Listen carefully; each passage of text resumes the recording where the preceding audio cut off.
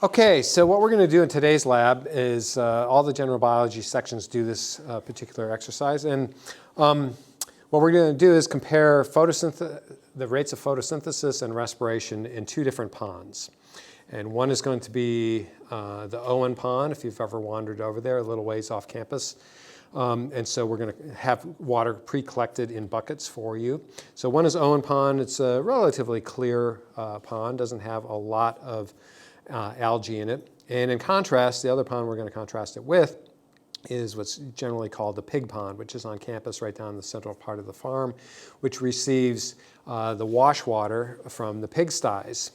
So as you might expect, since the pigsties are washed off with that, it's collected in a trough and it goes to the pond so that it doesn't go into a receiving water body nearby, and we hold it in the pond to let kind of nature take its course there. And so that has lots of nutrients from the pig fecal waste, the pig urinary waste, and also the little bits of uneaten food and things like that. So it's a very, very nutrient-rich system in contrast with Owen Pond. So that's going to cause these abiotic factors are going to cause differences in the kinds of things that live in there. So the pig pond will have a lot higher concentrations of bacteria and algae in there, and other kinds of photosynthetic protists besides algae, actually. So what we want to do is measure the rates of photosynthesis and respiration and compare and contrast those between those two environments. And the way we're going to do that as a measure of photosynthesis and respiration is by measuring oxygen. So we've all learned in class that photosynthesis produces oxygen, respiration consumes oxygen. And so by measuring changes in oxygen over time, we can measure rates of photosynthesis and respiration. Your instructor will explain exactly how to do those calculations. So we have two different water samples here. The white one is from the Owen Pond. The blue one is, actually it's not from the pig pond, but it's my simulated pig pond water just for this demonstration. And then we have a probe over here. This is an oxygen probe, and I'll show you how that works in a second. So this will allow us to measure oxygen. And what we're going to do is we're going to put each of those into these bottles. These are called BOD bottles. These bottles are meant for measuring changes in oxygen. Specifically for that, they have a ground glass stopper, so they seal really well, which will prevent either oxygen once we seal it, oxygen coming from the atmosphere getting into there, and it will also prevent oxygen that might be produced by photosynthesis from being released. So what we're going to do is, you notice there are 4 bottles here, and that's because we're going to use the two different water bodies, but each one we're going to also have 2 different treatments. So for both the pig pond and for the Owen Pond, we're going to incubate these samples in light conditions. So in other words, these are just going to be put in a lighted environment. And then we're also going to wrap one from each pond in aluminum foil so that we eliminate any light coming into that bottle. And then we're going to want you to think about what you might expect in terms of photosynthesis and respiration in those 2 different types of bottles, as well as in the 2 different types of the 2 different ponds.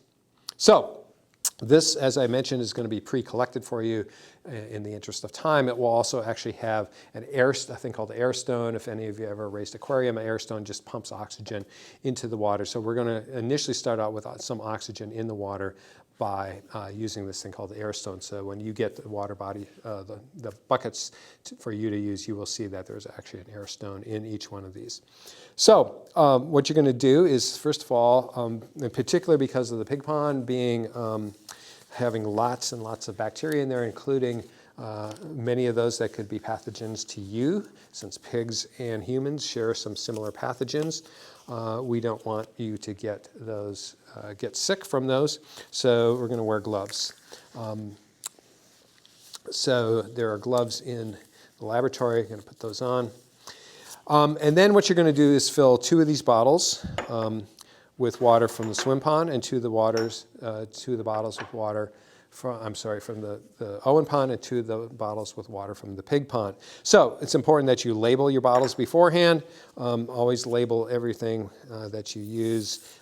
In general, when you work on anything that's going to have water touch it, this seems like a waste of tape, but it's important that you have tape touch tape, because if you don't, And believe me, I've been there, done that, and made this mistake. You can have your tape come off, and then you don't know what your sample was. And it's critical that you know what pond this came from, and also whether it was incubated in the light or the dark. So you will label these 4 bottles just in the interest of time. I'm not going to label them all right now, but you will label those. Pig light, pig dark, Owen light, Owen dark. All right, so I'm going to use these 2 for the pig pond and these 2 over here for the Owen pond. So what you'll do is you'll take a beaker. There should be a beaker right next to each one of those buckets, such that you can scoop the water out and place it in each of these containers. So I'm going to take some of this, and I'm going to fill this up. These hold about 300 milliliters. So you can actually even go past the top on these, and they have a flange here such that when you push that in, it actually will keep a water seal in there. And that's actually going to be important. At the very end, right now it's not critical because we're going to measure the oxygen, but before you start the incubation period, it's going to be important that there be a little bit of water in there, so that will form a tighter seal. So you're going to fill both of those that are labeled with the pig pond as, you're going to label those as such. So take this out, and you're going to fill this up again.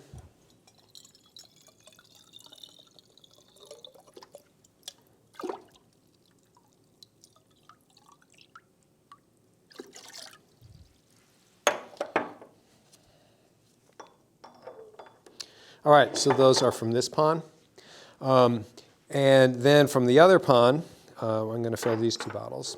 So you'll get a new beaker. Again, I'm just doing this as a demo, so you will have a different beaker for this water here. And these will, again, be labeled. Just in the interest of time, I'm not doing that. So you're going to fill these 2 up.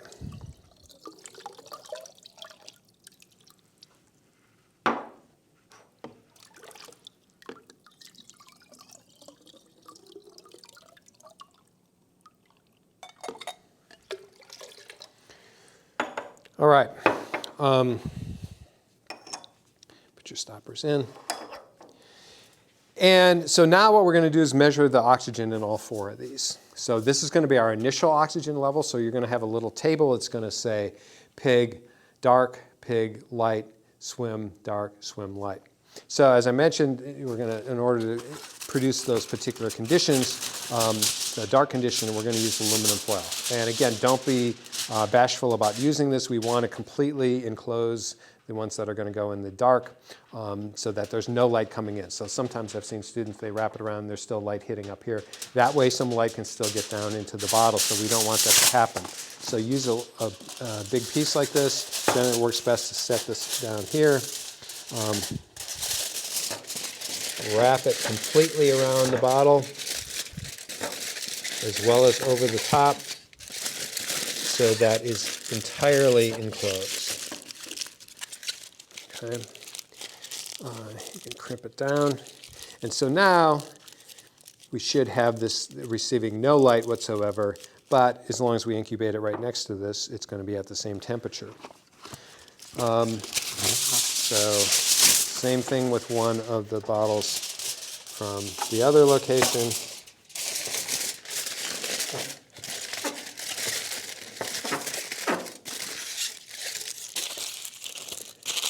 And make sure there's no points of entry for light, including the bottom. Probably doesn't matter the bottom so much on a black table, but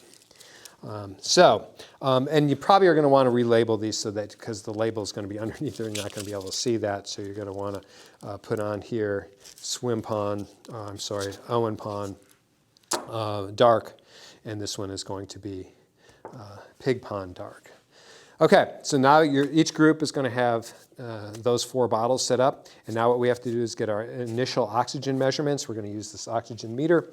I have it hooked up right now to this little portable. I have this because I sometimes need to do measurements rather than in the lab out in the field. So this is a little portable unit called a LabQuest. You may use this in your class, but probably you're going to have this probe instead hooked up to a laptop computer. And if any of you have had general chemistry here at Warren Wilson, you probably already have the software on your computer for hooking this particular instrument up, because it's produced by this company called Vernier. And Vernier makes a lot of different types of probes that we use in both chemistry and biology. So I know up in chemistry you do pH measurements, I think some also conductivity measurements perhaps with a Vernier meter. So it has a software that will run all these different types of probes. So this particular one is an optical dissolved oxygen probe. It's going to tell us how much oxygen is in each of these samples. So it will be calibrated for you ahead of time. So in the interest of time, we will have this thing calibrated so it's reading the correct oxygen level when you start. So if you use pH meters, you probably realize you've put it in a buffer and calibrate those to make sure they're reading correctly. So this will become pre-calibrated for you. It actually holds its calibration really well, much better than the pH meter does anyway. In order to use this, you have to unscrew this entire barrel here, not simply the tip. So there's two blades that unscrews on the tip, but you need to take this entire barrel off. And then this probe is specifically made so it will fit conveniently into these bottles.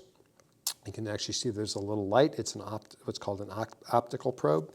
So what you're going to do then is simply take the cover off of your bottle, and you're going to submerge the tip of this. You don't have to put it down real far, but it is important you keep it moving slightly. You don't want to just have it sitting still. So you're going to spill, and we're going to make a mess on the table, but we'll clean it up afterwards.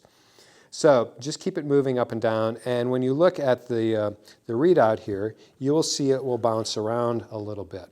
It's going to read in milligrams per liter is the units we want. Make sure that you are in that particular units, because actually on here there is a switch on this that you can switch back and forth between percent saturation and milligrams per liter. So make sure you're on milligrams per liter rather than percent saturation. So what you do is you'll just submerge this, you'll watch the readout on here, and it's probably going to bounce around a little bit, particularly for your first reading. It's going to take a little while for your first reading. And what you have to do is just watch that, and if it's going in one direction, you don't write down that reading yet. So if it's constantly decreasing, just wait until it stops decreasing and stabilizes. Now, this reads to the nearest hundredth place, so that last digit may not completely stabilize, but you wait until you watch it if it's going down, down, down, down. If it's continuing to go in one direction, then don't take the reading. But if it goes down, and then it goes slightly up, and then it goes down, then just do your best to take a reading that's where it seems to be. If it's going 7.97, 7.96, then it goes 7.97 again, then it goes 7.96, then it's bouncing back and forth around a mean. So you'll write that down. So I'm looking at this right now. It looks like it's pretty stable now at 7.51. I haven't seen it move in a while. Now it's 7.50. It seems to be still going down a little bit. So again, you're just going to wait. Not sure if that's visible on the camera. 7.49 is still going in one direction. So if it's going in one direction, don't write it down. 7.48, 7.47. So this one's still, as I said, it takes a while for the first one. So it might take as much as 5 minutes for it to stabilize. After you get a stable reading, you're going to write that down, and then you're going to measure your other 4 bottles. So then what we're going to do is we're going to incubate these in the same location. We don't want to put the dark ones in like a cupboard and the light ones out in the windowsill, because then you could get temperature differences as well. So we're going to put them all in the windowsill and take the readings or let them incubate in those conditions. So even though they're in the windowsill, obviously these are covered, so they're going to stay dark. Then we're going to come back tomorrow, and we're going to read these again. So I want you to think about what changes, if any, you might expect to see in these different conditions. So they're different in being dark and light, but they're also different in one has lots of bacteria and algae in it, and the other one does not. So this looks like it's stabilized at about 7.44. Yeah, there it went 7.44, 7.43, and back to 7.44.